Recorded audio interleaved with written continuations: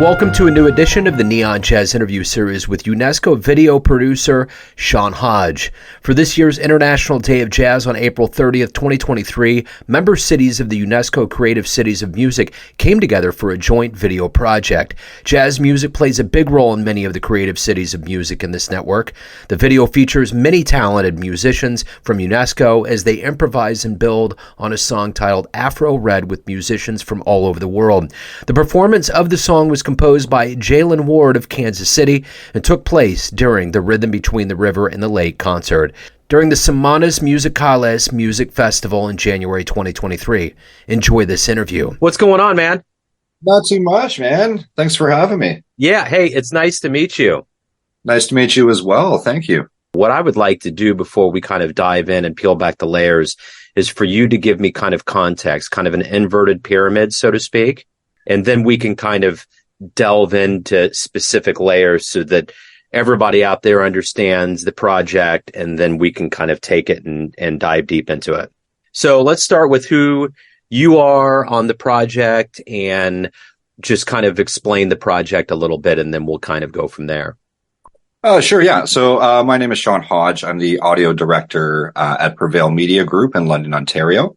I was also one of the producers on the UNESCO International Day of Jazz project, a jazz relay. Yeah, is that a good start for you? Absolutely, it is. Okay. So let's talk specifically about this project, and what I would like to do is kind of put it in the context of where we are with jazz now. You know, it was International Jazz Day. We went through quite a jolt with COVID. Everything stopped. It's picked back up. How important was the celebration of this specific International Jazz Day? I think it was super important. I think being able to bring people together after, a pandemic like this, and to bring the music together, especially worldwide, working with such talented musicians, was an incredible experience. But it's very important to reconnect everyone, and to let people know that there is hope, and that everyone is back. And that, no matter what we have or what we're faced, we can kind of fight through it. And we can use music, as that sort of bridge, that gap between, barriers. I think that is one of the key factors, in bringing, people together through music, most importantly.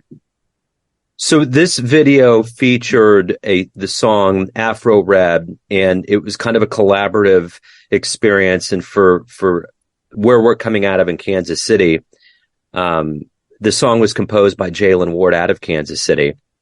So talk to me a little bit about, kind of the collaboration and how this came together, how you felt about it. Yeah, well, we were, I'll just rewind for a second. We were approached by Corey Crossman out of the London Music Office. And London, Canada just recently became UNESCO City of Music. We're the only one in Canada at the moment.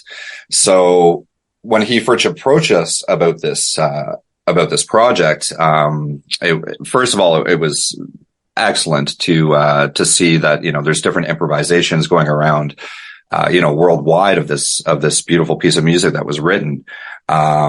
So my main concern when I was taking a look at these pieces is how I'm going to fit it together, how the puzzle works, right? Because, every city around the world had a different take of this song, Afro-Red. And, just to mention, one of the cities, Glasgow, did a beautiful piece, beautiful improv on this. It was very different. But they stuck with, the same tempo and the same, melodic structure as the actual song, but it was done in such a very creative way. So, from a production standpoint, I think it was how I'm going to complement, these artists and these pieces of music and put it together so it actually, is interwoven and makes sense, to the listeners, and also, to anyone worldwide listening to it, how these pieces fit together properly. That was a huge piece that I had to work on. And the thing too with Anita and UNESCO is she's been very tireless, working to, keep Kansas City in the fold and to celebrate that. And I'm wondering from your perspective of being the first in Canada. What does this distinction mean, and what should people understand about the distinction that a city will get from UNESCO? I think it's obviously very like an honor to have that kind of title. Again, being the first ones in Canada to have that, being under UNESCO, it's it's a celebration of connection for us, and I think being recognized, especially with London, being recognized that there is a lot of talent here and a lot of music here. I think that other cities and other countries can kind of see and say, hey, this is, we've got a lot of talent that is unrecognized, that can, have something to offer for everyone else. So yeah, it's, it's a very big honor and very exciting that we actually landed this and that London was recognized for the talent, because there is a lot of people here. There's a lot of musicians, that are sort of under the radar that are just brilliant. And I think that came out in the last recording, the how London sort of ended everything. London, Canada ended everything. It kind of, brought us into the fold saying, hey, these guys, they really have something to offer. There's some good talent around there.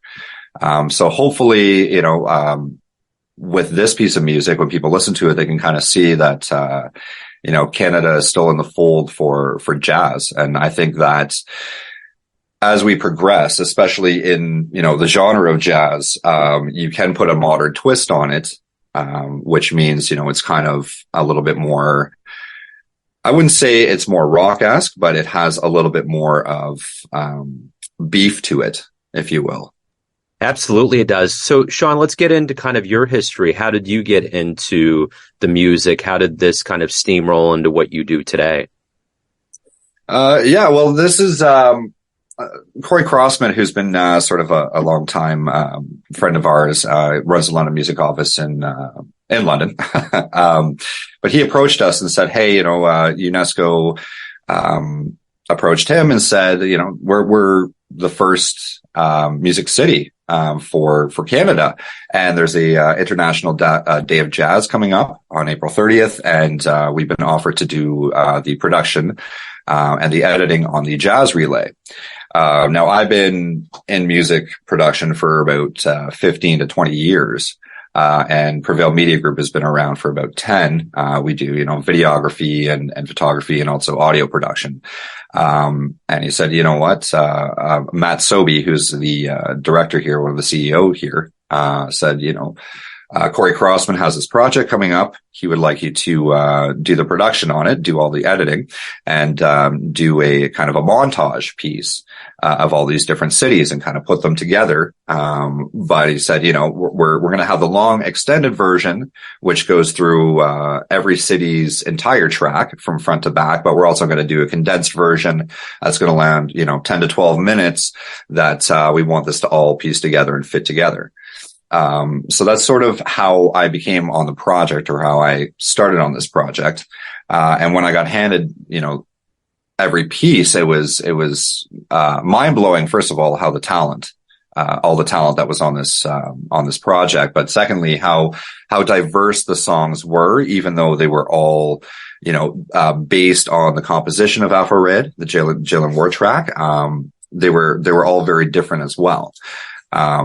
Now you can call it kind of a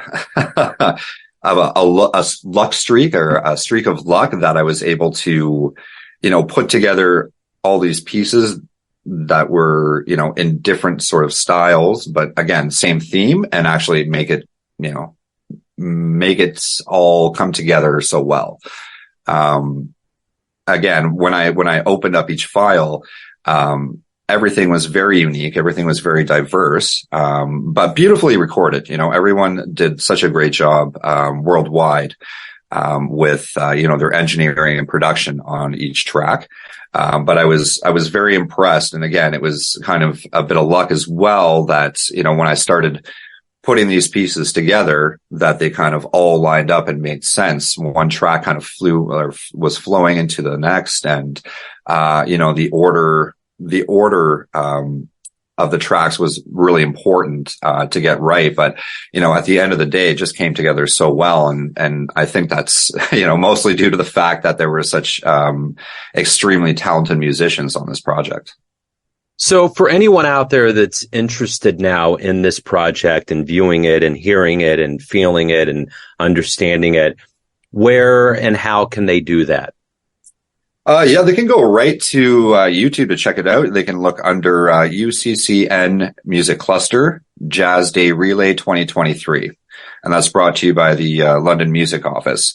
And they can check that out. They can see how everything was pieced together. It's a beautiful piece of music, beautifully written and composed. And again, each city just did an unbelievable job putting this together. From the audio production standpoint and from the videography. It was just, again, mind blowing that it was passing through so many hands. And then at the end of the day, you just have this incredible, work of art, that was produced.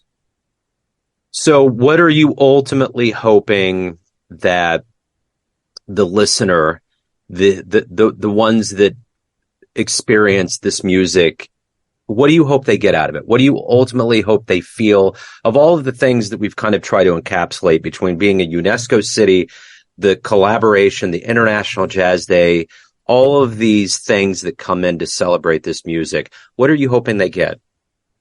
There's actually a couple of things I'm hoping they sort of get from this piece of music. One is the language of music and how it's all interconnected. They say that mathematics is the universal language.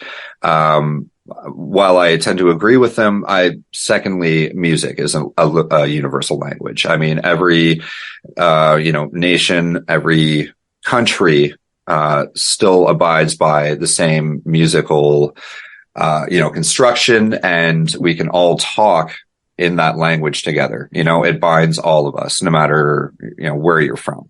That's one point. The second thing is when you're listening to the jazz relay, the montage version, which is, around 11 to 12 minutes, it's almost like a mini album.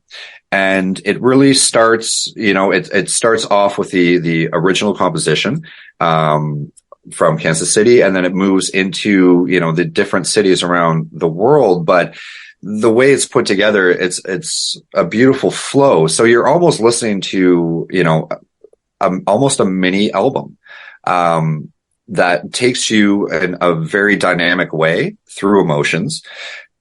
And you end on a very climactic high point at the end of it. Which happens to be the recording from London, Ontario. So I really want them to listen to the journey, as it were. I think that's very important that, jazz is a journey in itself, and it's a conversation. It's a beautiful conversation. And as you pass through each track, some of them are so well blended together that you wouldn't know it's not the same musicians performing it. Which is, again, just a beautiful thing, to have, in jazz. So I really hope that people listen to it and they can understand that, it's a conversation between nations. That's one of the main points I want them to get through. That's wonderful. Hey, man, Sean, this has been great. Thank you for opening up about this project. I'm looking forward to getting it out there. And is there anything else, any other directive or way that you would like people to get involved with either your work or UNESCO that they can delve further? Yeah, actually, if you want to check out some of our work on Prevail Media Group, you can go to pmg.ca.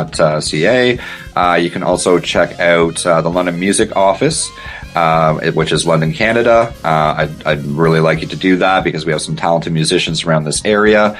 And I hope that we continue to work with UNESCO, and we have more projects to come.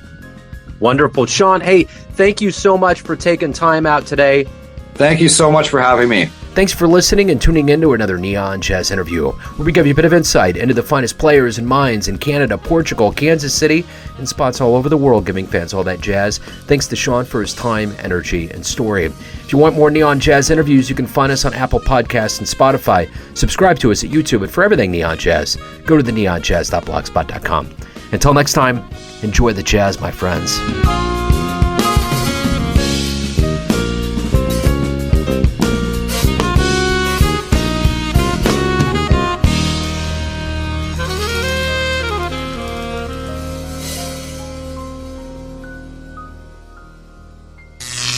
Neon Jazz.